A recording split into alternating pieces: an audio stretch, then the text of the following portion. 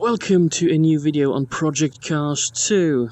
This week has been particularly interesting and eventful for sim races, and one of those reasons is that, for me, quite out of left field, came the Ferrari Essential Pack that features 8 new Ferrari vehicles and 2 new tracks. One is Mugello, which was available in other racing sims, and one is La Pista di Fiorano, Ferrari's real personal test track, which has a certain peculiarity in this pack because you need to drive a Ferrari on this track. You cannot drive any other car on it, which I find is a pity, but well. So I'm here in one of those new cars, and this one is dear to my heart, and let's just start it.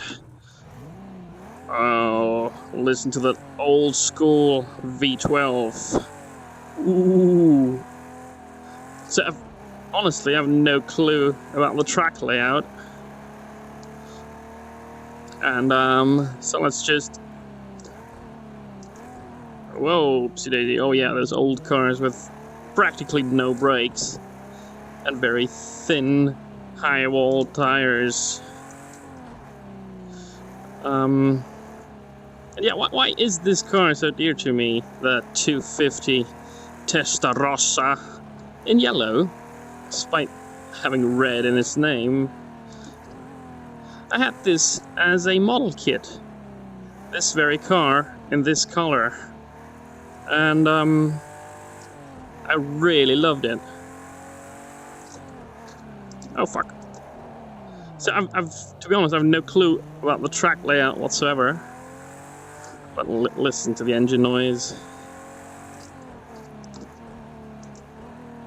And perhaps I should have activated the map, so I at least know a bit what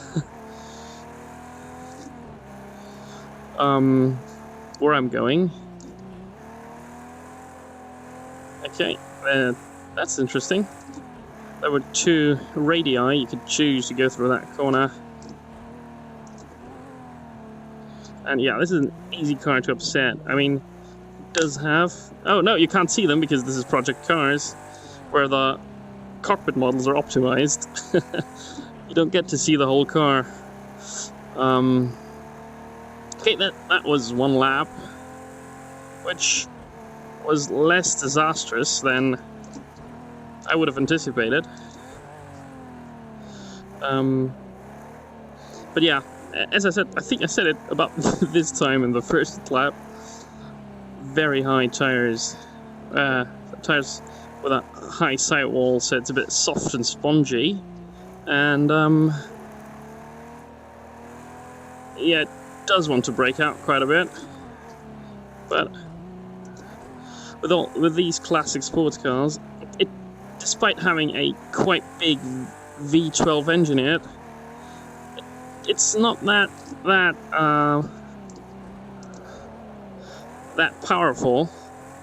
Oh, that was nice. And it's quite controllable.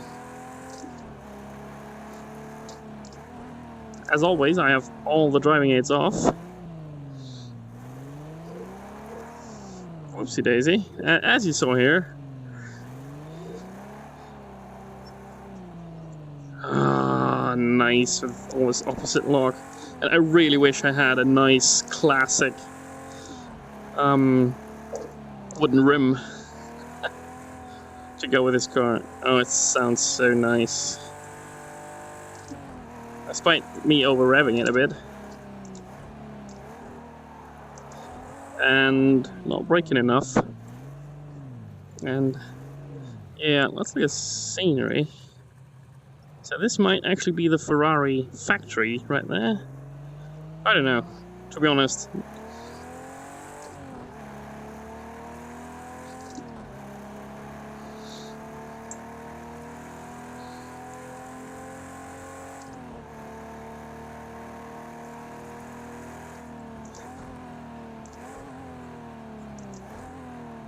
So this lap time is also invalidated.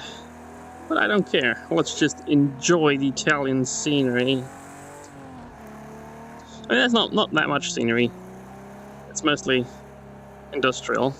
But there's some nice mountains out in the back.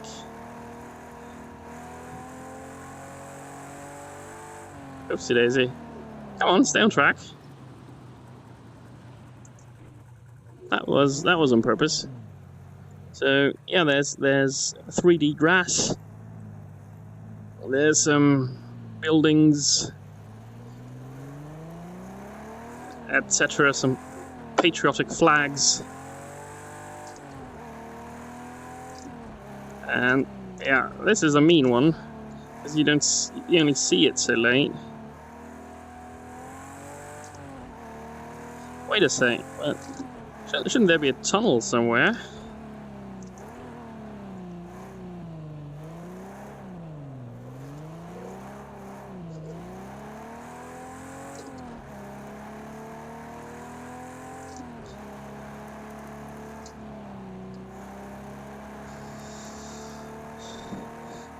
And yeah, this car has very, very widely spaced gears. This is very long gears. This only has a 4-speed gearbox. As you can actually see by the H gate there. So let's try to get one time lap down.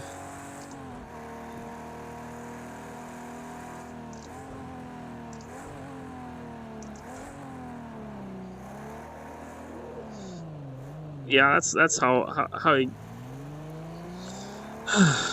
that's how you do it. That's how you get one time lap.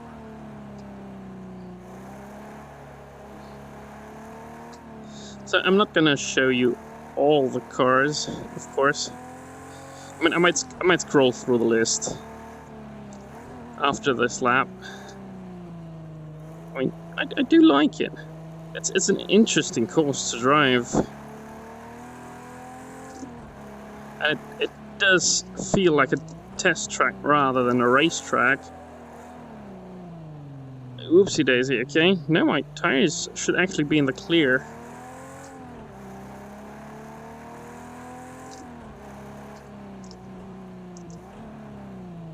And I do wonder why my tires don't look up when I brake. I don't remember activating ABS, to be honest.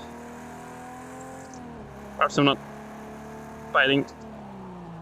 Oh yeah, they do lock up a bit. Just have to stamp in the pedal for it. Conical brake mod.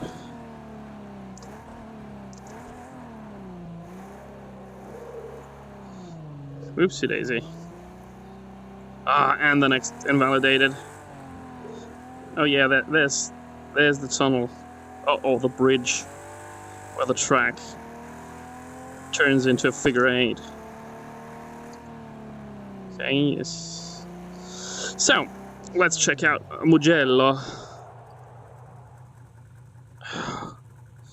But first, admire this cockpit a bit more. I like those switches and notch and breaker boxes there, and yeah, the steering wheel is beautiful. But let's exit this session. Retire. Yeah, that was the 250 Testarossa. So let's show the others. This one's new, the GT250 GT Berlinetta. That was what we were driving. That one's new, the 458 Speciale. Oops, what else? 512 BB Le Mans. The 512M. They look really neat. And the 512S. And oh, that's a cool car, the F12 TDF. And the 355 Challenge, which has some racing game pedigree. Wasn't there a pretty good racing game by Sega in the early 2000s? An arcade game, F355 Challenge, that was also ported to home consoles of the nth generation, like PlayStation 2, etc. I think it was actually pretty realistic for its time. The F40 road version, as opposed to the race version, which is also nice. and the FXXK, which is super cool. So let's take this track toy and drive on Mugello. And it's been a while since I drove this track in Assetto Corsa, so might be a bit rubbish. Also, I've never driven this car, but I think it's a nice contrast. The difference, the open Testarossa and this track toy for the super rich with a digital rearview mirror. That's always a neat touch.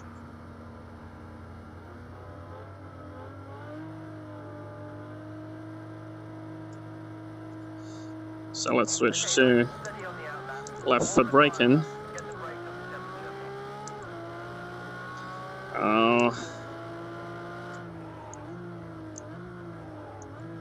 Ferrari sounds so angry, and yeah, I can lock up the wheels by braking this one.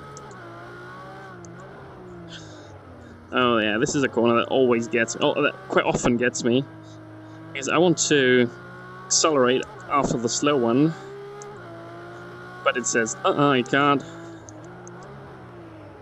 Oopsie daisy. That's a quick one. Running standard setups, obviously, because I haven't started the game up or tinkered with it at all.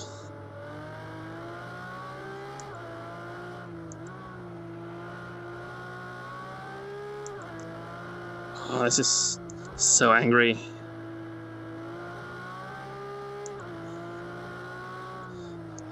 And this actually makes me wonder.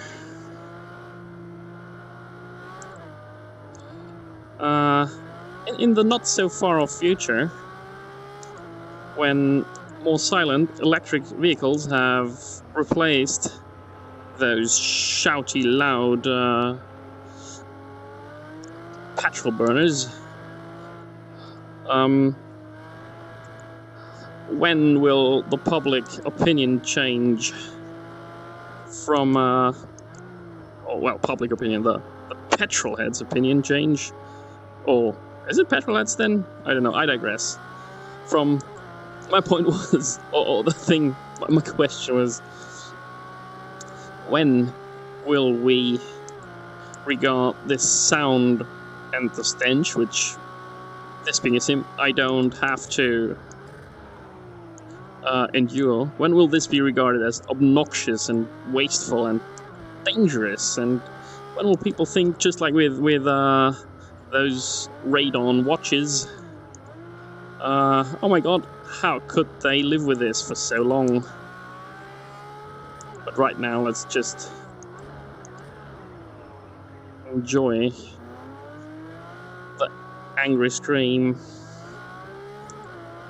of an Italian V12.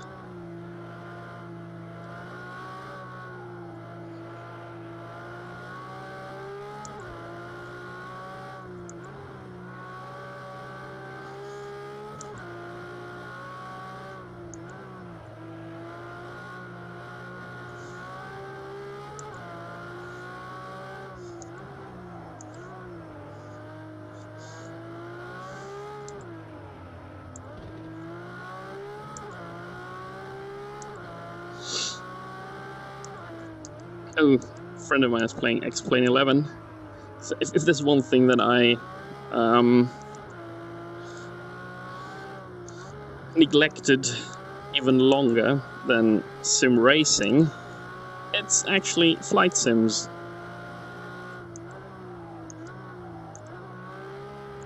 I haven't flown in a while, and my gear's collecting dust.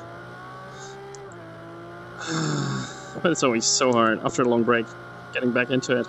But that's something for another time. So this is going to be my last lap.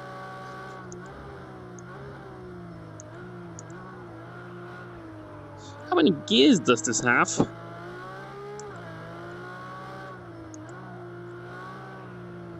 I think quite a lot.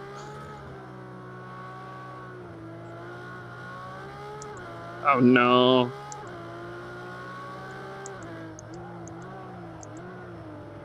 Can't get proper laps down, it seems. Well, don't care.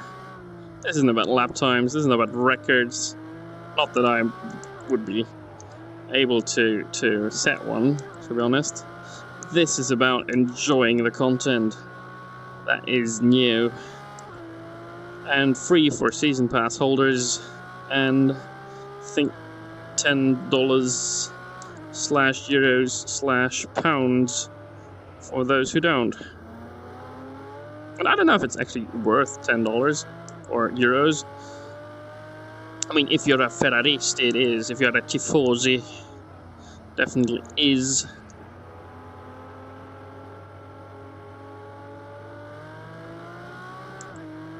I suppose the tracks all come laser scanned,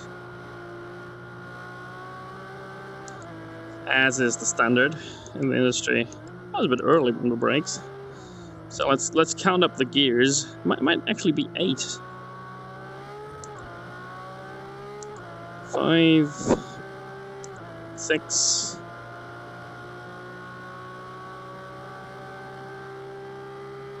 7. No, it's 7. But I shifted early. Okay. Again, I said I was driving 3 laps, but I have to do a 4th because this is so much fun. It really is.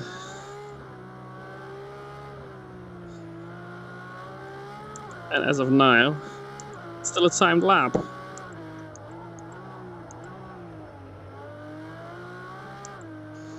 And this is a real weapon, this car. I mean, it's... please don't judge my racing lines, etc., braking points. It's a really easy car to drive. You get unending grip, downforce for the high-speed corners, brakes that actually want to stop the car, as opposed to the 250 Testarossa.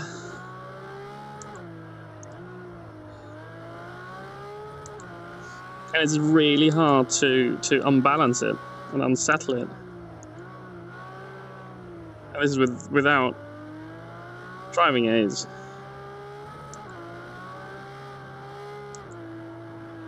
Okay, now I almost... Oh no, no, no, no, no! Okay. I've reached my frustration threshold.